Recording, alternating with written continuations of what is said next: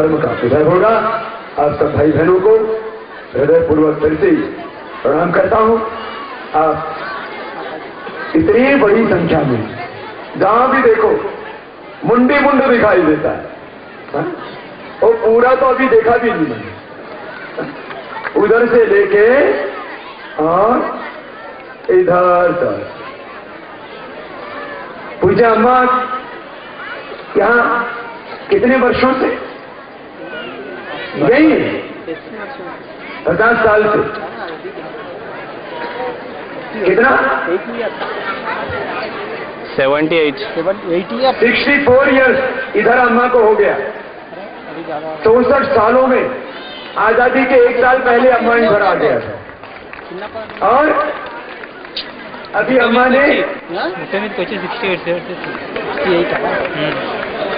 उधर अम्मा ने आके सब बैठ के दर्शन लेंगे अम्मा के।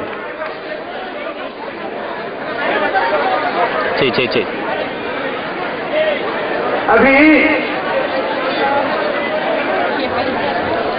ना अम्मा ने हमको करीब आधा घंटा आशीर्वाद दिया, और जो अम्मा ने मुझे आशीर्वाद दिया वो आपको मैंने दे दिया।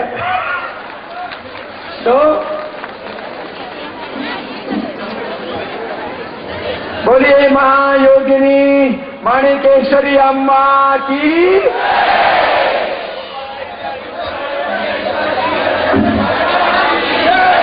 तो पूज्य माता जी जो अहिंसा परमो धर्म, दया का, सत्य का, अहिंसा का, प्रेम का हमको पाठ पढ़ाती है, और पूरा जीवन जिन्होंने पूर्ण सत्य के साथ, पूर्ण पवित्रता के साथ जिया, ऐसी पूज्य अम्मा हमको दर्शन दे रही है, आशीर्वाद दे रही है। और अम्मा प्रॉब्लम है तो मैंने देखा जैसे माँ को बेटा मिल जाता है तो माँ खुश होती है ना, ऐसे ही हमको माँ मिलने से खुशी हुई, और माँ को बेटा मिलने से अम्मा को भी खुशी होगी। तो अम्मा के चरणों में हमारी प्रार्थना है कि अम्मा हम सबको, मैंने तो इनको आपका सारा आदेश उपदेश अम्मा दे दिया, अम्मा हम सबको आशीर्वाद देगी। बोले भारत माता की। दोनों हाथ उठा करके, दोनों हाथ उठा करके बोले भारत माता की जय, गौ माता की, गंगा मैया की जय, धर्म की जय, अधर्म का प्राणियों में सद्भावना हो, विश्व का कल्याण हो। और फिर से एक बार पूजा माता श्री का हमको आशीर्वाद मिल रहा है, और माता जी भी हमको आशीर्वाद देंगे।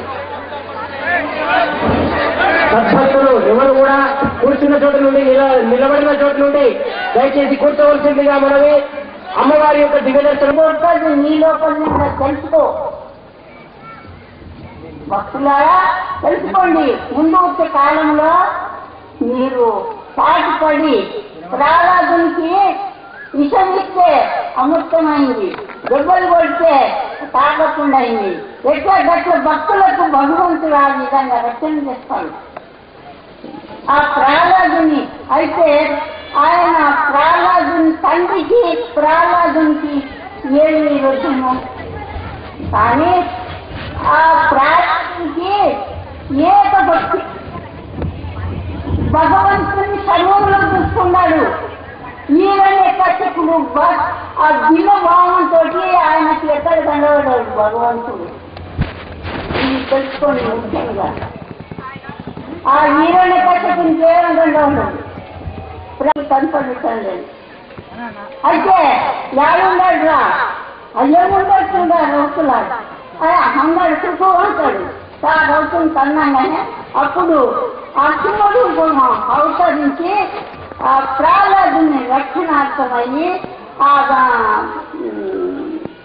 ఈవైన పెట్టుకుని ఎడని తిరిగి ఏడులని జనాన్ని వస్తున్నాను, అధర్మాన్ని ధ్వంసం చేశాను. ఏక భావన భగవంతుని సమస్తంలో చూస్తున్నాడు. అట్లాంటి భక్తి చేసుకోండి నాయన. స్త్రీలు పురుషులు భగవంతునికి సమానమే. అందరూ మీరు ఆ భగవంతుని స్మరణ చేసుకోండి. అధర్మాన్ని, అసత్యాన్ని, అహింస, ఈ అహింస ఎవరు చేయాలి, ఎవరు తినాలి? భగవంతుడు సృష్టి కాలంలో బ్రహ్మదేవుడు మానవుల గురించి రకరకాల ధాన్యం, రకరకాల పండ్లు పొలాలు, రకరకాల కూరగాయలు. అయితే ఈ పశువులు ఎందుకు పుట్టినాయి? కర్మ భోగించడానికి పుట్టినాయి. అవి పరోపకారం చేసి తరించడానికి వచ్చినాయి.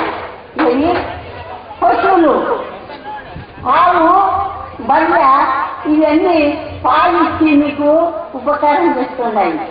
అవి పిల్లలకు ఇవ్వకుండా గమ్ముగా నిలబడితే మీరు పాలు పెట్టుకుంటే